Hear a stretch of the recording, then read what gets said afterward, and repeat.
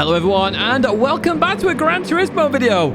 Yes, it's not Thursday, it is Wednesday, and it is Timetrial Challenge, weirdly. This is a new challenge at Mercedes Virtual Hot Laps here at Laguna Seca. Of course, with it being a Mercedes challenge, it's in the Mercedes-AMG GT3 car, racing soft tyres. We don't use them very often, and the key to this one is being aggressive. You've got the aggression, you've got to put it in there. Goal estimate around the 121.6. I do expect the rank 1 time to come down even more, which I'm taking at the moment. I'm rank 1. Woohoo! Now, if you do enjoy this video, as always, do give it a like and subscribe to the channel to stay in touch with all the latest content, including these time trial challenges every single week. Without further ado though, let's get into this lap then. Let me explain how to do it here at Laguna Seca. So you got the larger inputs down at the bottom. If you are unsure here in terms of my inputs, just keep an eye on them. But as we head towards turn number 1, on the right hand side, the sand ends there at the end of the track, or on the right, the edge of the track there. That is your brake marker for turn 1. You're going to brake in a straight line, but you're going to come down the gears. Now, with this car, it suffers a little bit of understeer, which is why you need aggression.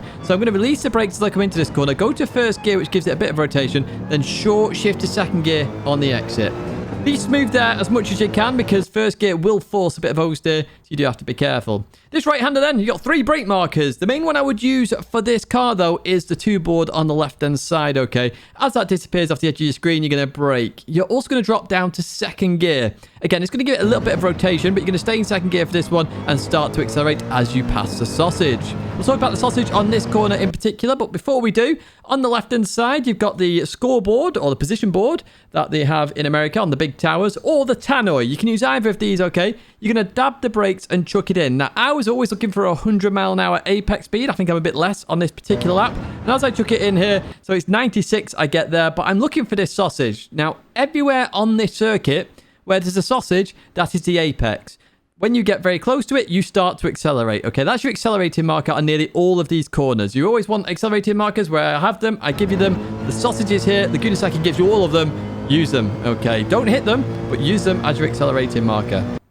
On the right side then for the left-hander, we've got the 3 board. We're just about to pass the 3 board, and then we have that white square on the right-hand side. That is your brake marker for this left-hander. Now, I want you to be ultra aggressive on this corner. Be more aggressive than normal. Normally, you have to abuse the camber. This time, you can really go late onto the brakes and bring it back in nicely. Instantly on the throttle, abusing that camber then with the rotation that you get, and I exit the corner. You can be really aggressive there. Loads of time to be gained on the lap on that particular corner.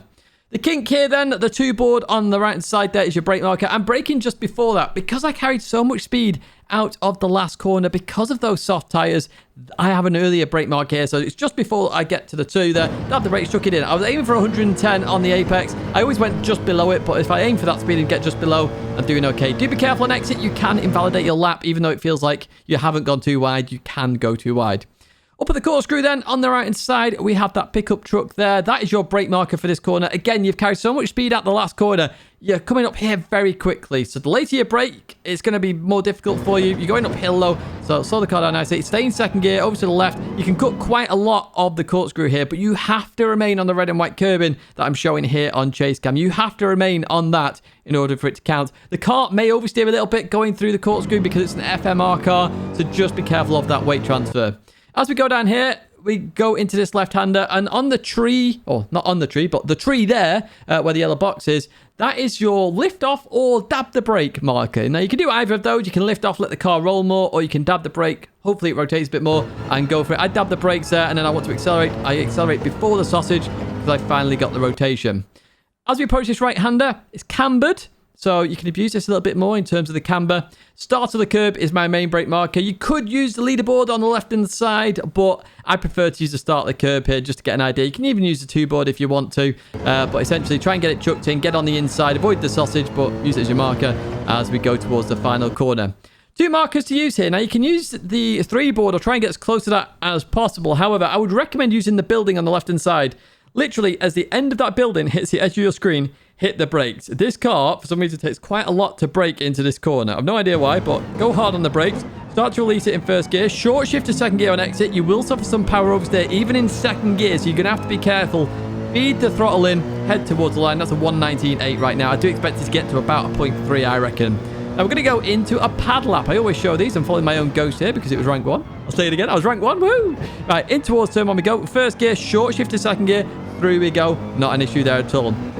Two board on the left-hand side. Just as we pass that, hit the brakes, turn in. We're in second gear. We pass the Sodge. We start to accelerate. Next corner. The Tannoy on the left-hand side. We brake, turn in, aim for 100 mile an hour. Drop to 95 that time, but we're remaining on the circuit, which is critical here.